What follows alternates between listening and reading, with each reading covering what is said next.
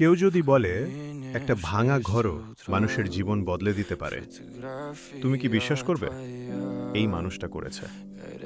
একটা অন্ধকার, নোংরা, ভাঙাচোরা ঘর, যেখানে কেউ থাকতে চাইবে না, সেখানেই সে শুরু করল নতুন স্বপ্ন। বয়স তার থামাতে পারেনি, ক্লান্তি তাকে হারাতে পারেনি। হাতে একটা তুলি আর মনে অদম্য ইচ্ছা। দেয়ালে রং লাগাতে লাগাতে সে শুধু ঘরটা বদলায়নি, সে বদলেছে নিজের জীবন। একটু একটু করে মুছে গেছে পুরনো দাগ, ফিরে এসেছে নতুন আশা। কিন্তু এই পুরো সময়টায় সে ছিল একা। কেউ ছিল না পাশে, কেউ বলেনি তুমি পারবে।